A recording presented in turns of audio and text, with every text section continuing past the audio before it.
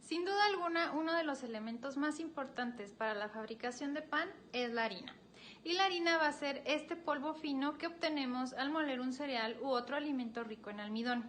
Así que en este video vamos a hablar sobre los diferentes tipos de harina y su clasificación. La harina de trigo es la que se utiliza principalmente para la elaboración de pan, pero existen numerosos subtipos dependiendo de la cantidad de proteína y de la capacidad de estas de formar gluten. La cantidad de gluten, recordando que el gluten es una proteína que encontramos en los cereales, nos va a ayudar a determinar cómo vamos a trabajar esta masa. Es decir, qué tanto la vamos a tener que hidratar, si va a ser una masa elástica o no tanto, o qué tan fácil o qué tan difícil va a ser de manipular. El gluten, al hidratarse, nos va a permitir tener una masa mucho más elástica. Y esto es porque esta proteína tiene la capacidad de retener el dióxido de carbono que se está generando con la fermentación de la masa. Tenemos dos grandes clasificaciones para las harinas. Una que se utiliza más en países europeos, que esta se basa en la cantidad de gluten o de proteínas que tiene la harina. Y la otra es una clasificación que se emplea más en América y esta se basa en el grado de pureza de la harina y vamos a ver una clasificación en ceros. Dentro de la clasificación que se utiliza más en Europa vamos a ver tres grandes grupos de harina. El primero es la harina extra fuerte, que esta se caracteriza por tener un alto porcentaje de proteínas, es decir, tiene arriba de un 13% y se utiliza principalmente para la elaboración de pastas. Tenemos la harina fuerte, que su porcentaje de proteína está entre un 10 y un 12% y esta la vamos a utilizar para la elaboración de pan. Y finalmente la harina débil, que tiene un porcentaje de proteína entre un 7 y un 9%. Después tenemos la clasificación de las harinas, que se utiliza más en países de América, y aquí vemos una clasificación en ceros. Primero, la harina de un cero es una harina con más impurezas y posibles restos de grano. Estas no son refinadas y se utilizan para elaboración de masas espesas. Después tenemos las de 2 y 3 ceros, que se utilizan para la elaboración de pan y estas tienen un alto contenido en proteínas. Y finalmente la harina de 4 ceros es una harina más refinada y blanca. Esta tiene escasa formación de gluten, no es un buen contenedor de gas y los panes no mantienen su forma. Por lo tanto, la vamos a utilizar en pastelería, repostería, hojaldres y masas que tienen que ser ligeras. A continuación viene un cuadro en donde vamos a ver la equivalencia entre ambas clasificaciones, la cual sería la siguiente. La harina de un cero va a ser una harina de gran fuerza, la de 2 ceros, media fuerza, 3 ceros es una harina débil y la harina de 4 ceros va a ser una harina muy floja. Por lo tanto, podemos resumir que a mayor porcentaje de proteína, mayor fuerza tiene la harina y al contrario. También vamos a encontrar harinas que utilizamos para recetas más caseras y estas harinas son más fáciles de conseguir en cualquier supermercado. La primera es la harina para todo uso, es una harina blanca que encontramos con mayor facilidad y la usamos en la gran mayoría de nuestras recetas. Tenemos la harina para repostería, que es una harina muy blanca, también la podemos encontrar como harina extra fina. Y esta se obtiene de la molienda sucesiva de los granos de trigo. Esta es una harina ideal para la repostería. La harina leudante es una harina común que se mezcla con levadura seca. Esta permite una rápida elaboración de productos de repostería. El inconveniente con esta masa es que no tenemos el control sobre la cantidad de levadura que se incorpora y además de que no tiene mucho tiempo de vida, es decir, nada más tiene alrededor de 3 meses. Por lo tanto, si no se va a utilizar inmediatamente, no se recomienda usar este tipo de harina. Después viene la harina integral, que esta está elaborada con granos más enteros, su color es más oscuro y por lo tanto tiene un sabor más fuerte.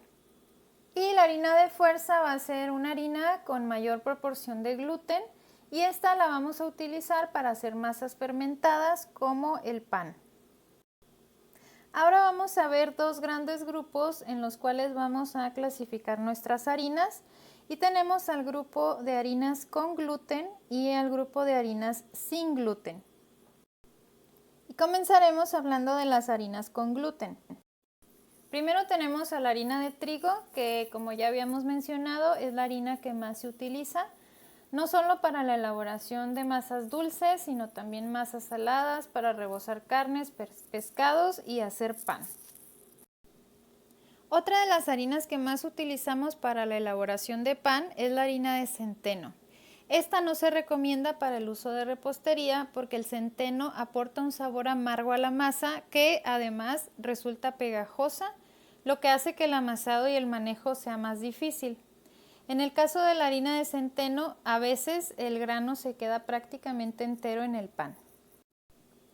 La harina de avena posee tres características que la distinguen de otros cereales y que hacen que éste esté en desventaja con respecto a ellos.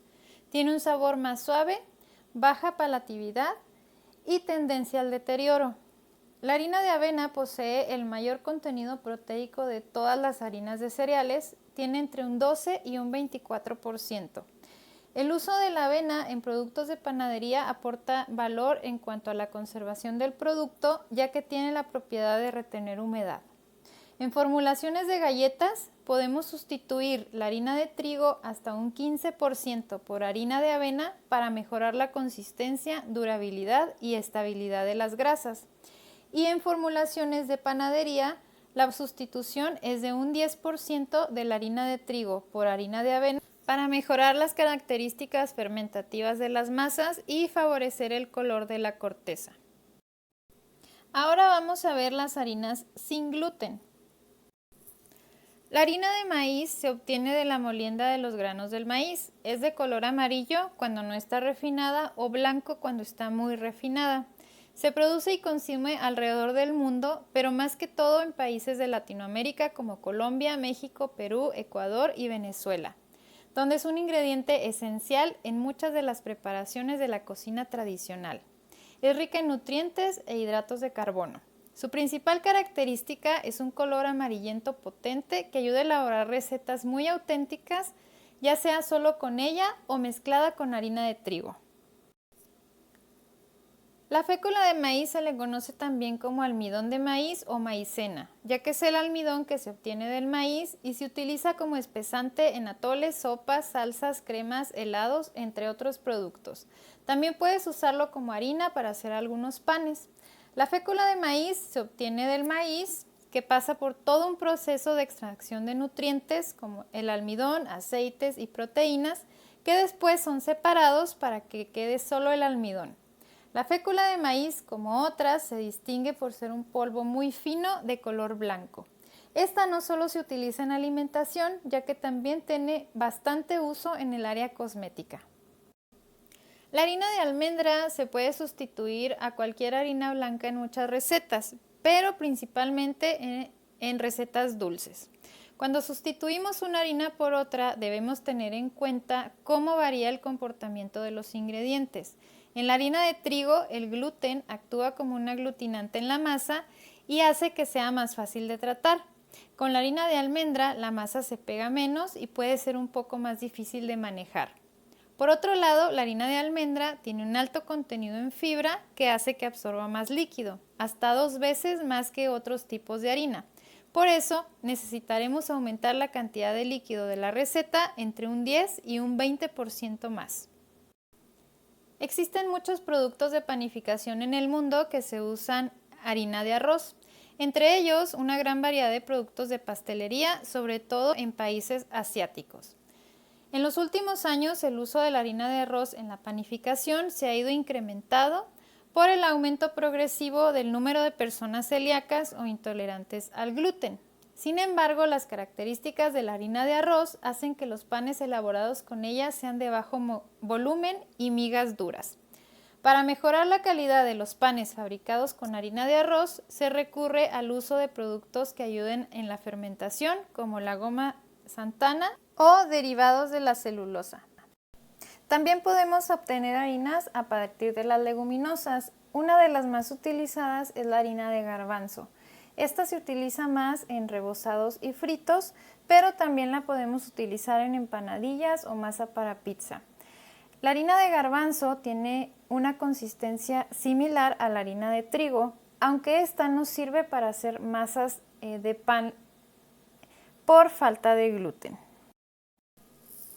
La harina de coco es una harina suave que se elabora a partir de la pulpa del coco. Para hacer masas con harina de coco 100%, casi siempre debemos usar huevos. Los huevos aportan estructura y ligan masas. La harina de coco es una harina muy calórica, pero con muy bajo índice glucémico y con un alto grado de absorción. Esto significa que es suficiente utilizar muy poca para garantizar una buena compactación de las masas. Y con esto concluimos con el tema de las harinas. Nos vemos en el siguiente tema.